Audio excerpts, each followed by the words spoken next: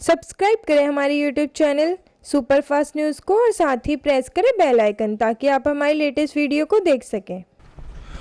उत्तर पूर्वी दिल्ली के यमुना विहार क्षेत्र में कोरोना योद्धाओं जैसे डॉक्टर, पैरामेडिकल स्टाफ, पुलिस, सरकारी कर्मचारी और मीडिया कर्मियों के सम्मान के लिए पूर्व चेयरमैन और निगम पार्षद प्रमोद गुप्ता ने एक कार्यक्रम सेवा ही संगठन के रूप में आयोजित किया। कार्यक्रम में मुख्य अतिथि के रूप में भाजपा दिल्ली प्रदेश अध्यक्ष आदेश गुप्ता, उत्तर पूर्वी दिल्ली के सांसद मनोज तिवारी उपस्थित रहे। कार्यक्रम में कोरोना योद्धाओं के सम्मान में एक वेपोराइजर मशीन, काढ़ा, च्यवनप्राश और एक सम्मान पत्र दिया गया। इस अवसर पर प्रदेश अध्यक्ष आदेश गुप्ता ने कोरोना योद्धाओं का धन्यवाद किया और कहा कि इनकी वजह से ही कोरोना पर काबू पाया गया। सांसद मनोज तिवारी ने कोरोना से बचने के लिए वैक्सीन पर जोर दिया। इस अवसर पर गोंडा क्षेत्र के विधायक अजय महावर, भाजपा उत्तर पूर्वी दिल्ली के अध्यक्ष मोहन गोयल, जिला प्रभारी सत्यनारायण गौतम, जिला महामंत्री डॉक्टर यूके चौधरी, यमुना विहार मंडल के अध्यक्ष मुकेश गोयल, उत्तर पूर्वी दिल्ली भाजपा किसान मोर्चा के मीडिया प्रभारी जितेंद्र प्रसाद सहित काफ़ी संख्या में कोरोना योद्धा उपस्थित रहे। पेश है यश कुमार की रिपोर्ट। कोई और छोर नहीं है तो हम आप सबको अपने साथियों के साथ सिर्फ और सिर्फ आपको अपने हमारे मुकेश गोयल जी यहाँ के मंडल अध्यक्ष हैं और मेरी दाढ़ी देख के घबराइएगा नहीं, क्योंकि मैं सोचा इसी में थोड़ा सा मौका मिला है तो बढ़ा लिया जाए। शब्द कहे, मैंने कहा भाई ऐसी बात ना करो। तो वो लोग, वो डॉक्टर जिनको भगवान तो नहीं कह सकते मगर उनसे कम भी नहीं मान सकते, ऐसा रूप उन्होंने अपने परिवार का चिंता ना करते हुए दिन रात समाज की सेवा की है। उन लोगों को, उनके साथ जो मेडिकल स्टाफ है, उनके सहयोगी हैं, उन सब लोगों को यहाँ आमंत्रित किया है। इसके अलावा मीडिया के बंधु, जो समाज क्या देख रहा है, क्या समाज को कैसा चल रहा है, उस सब पर पूरी चिंता करते हुए मुझे मेरे एक साथी यहाँ पर मीडिया के बंधु बैठे हुए हैं, उन्होंने मुझे हंसकर एक व्यंग करा, सुरेंद्र जी ने, कि भाई साहब हम लोग भी कोरोना वॉरियर्स में हैं। आज से 8-10 दिन पहले किसी कार्यक्रम के निमित्त उन्होंने तो हंस के कहा था, मगर मुझे बात उनकी बहुत लगी अच्छी, तो मैंने उन लोगों को भी तुरंत में आग्रह किया।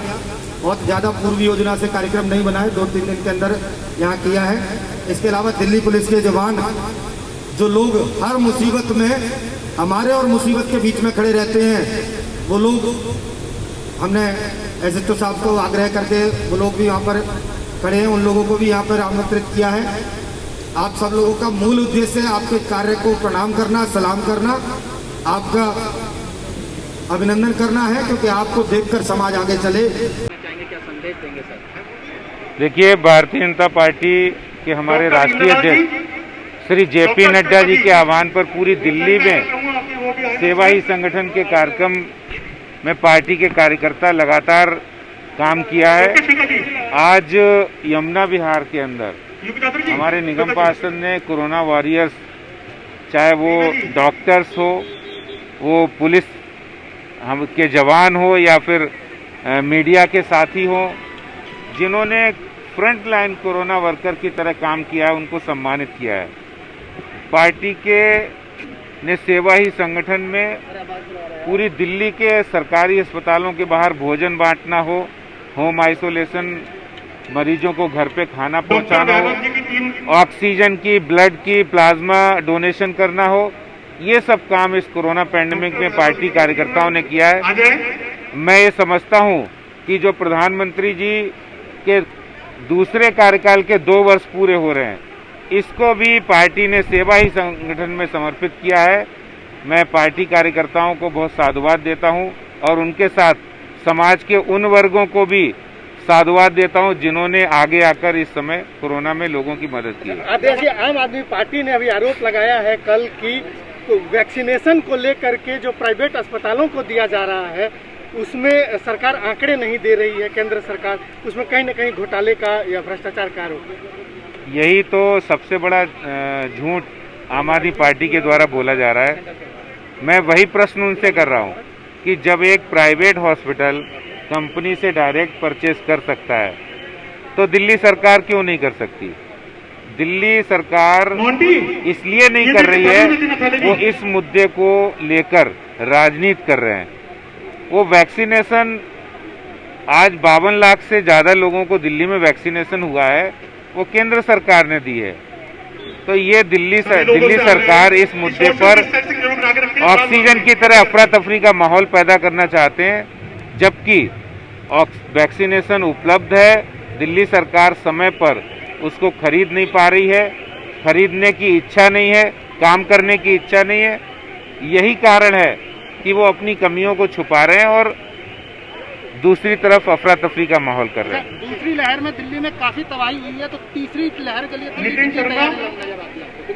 देखिए, दूसरी लहर में बहुत नुकसान हुआ है। दिल्ली सरकार को तीसरी लहर की तैयारी करनी चाहिए और जो कमियां इसमें रह गई हैं, उनके पास वेंटिलेटर्स कम थे, ऑक्सीजन कम थी, इन सब की तैयारियों को ध्यान करते हुए तीसरी लहर की तैयारी करनी चाहिए। गुप्ता जी, क्या कहेंगे इस बेहतरीन आयोजन के लिए? जो वॉरियर्स थे, आपने उनका मनोबल बढ़ाया है, कैसे सुझाव आपने? देखिए, मन से एक भाव था कि वो लोग जिन्होंने सही मायने में संकट के समय में अपने जान की, अपने परिवार की चिंता ना करते हुए इस राष्ट्र की, समाज की, मेरे क्षेत्र की चिंता की है, उन लोगों का धन्यवाद तो करना शायद बहुत थोड़ा होगा। उन लोगों का सम्मान करने की चेष्टा की है। उसमें मीडिया के बंधु, बहुत सारे मीडिया के लोग हमारे बीच से आज साथी नहीं भी रहे, मैं उनको श्रद्धांजलि देता हूँ। वो लोग जिन्होंने सैनिटाइजेशन किया, वो लोग जिन्होंने गली गली में जाकर सफाई का काम किया, वो लोग जिन्होंने सख्ती करके भी कई बार काम करना पड़ता है, पुलिस के लोग दिल के साथ काम किया, डॉक्टर्स, वैक्सीनेशन करने वाले लोग, हर वो व्यक्ति जो मुझे लगा कि इसका सम्मान होना चाहिए, जिसने अपनी जान की कीमत पर हम लोगों की जान की रक्षा की है। तो ऐसे कुछ लोगों को यहाँ पर आमंत्रित किया था, उन लोगों ने मिलजुल कर आज उनको सम्मान का कार्यक्रम किया, जिसमें हमारे प्रदेश के भारतीय जनता पार्टी के अध्यक्ष आदेश गुप्ता जी, हमारे क्षेत्र के सांसद मनोज तिवारी जी और हमारे विधायक, हमारे जिले के अध्यक्ष और सभी क्षेत्र के वरिष्ठ लोग रहे। उनके सबके सानिध्य में सम्मान का कार्यक्रम किया है। मैं सभी को नमन करता हूं, पुनः उन सभी लोगों को धन्यवाद देता हूं जो अपने कीमती समय में से समय निकाल के यहाँ उपस्थित हैं। अच्छा, जैसे बार बार पत्रकारों को कोरोना वॉरियर मान लिया गया शब्द का इस्तेमाल किया, आज आपने सही बात किया उनका सम्मान करके। ऐसा कोई भी अलग से किसी भी केंद्र सरकार, राज्य सरकार के द्वारा नहीं किया गया है कि कोरोना वॉरियर में पत्रकारों को रख के उनका वैक्सीनेशन कराया जाए, या जैसे पत्रकार आपने बोला काल के गाल में समा गए, उनके लिए कुछ अलग से उचित व्यवस्था की जाए, ऐसा कुछ भी दिखाई नहीं देता। तो क्या सम्मान से आप मानते हैं कि जो लोग इस कोरोना काल के गाल में समाये हैं, उनका भरण पोषण परिवार का क्या होगा? देखिए, मैं आज अपने आप को एक पार्षद न मान के, अपने आप को कोई नेता या जनप्रतिनिधि न मान के, मैंने आज एक सामान्य भाव से, मेरे हृदय में भाव था कि वो लोग जिन्होंने सही मायने में मेरे क्षेत्र में, मेरी दृष्टि में जिन्होंने काम किया है, मैंने उन लोगों को सम्मानित करने का कार्य किया है।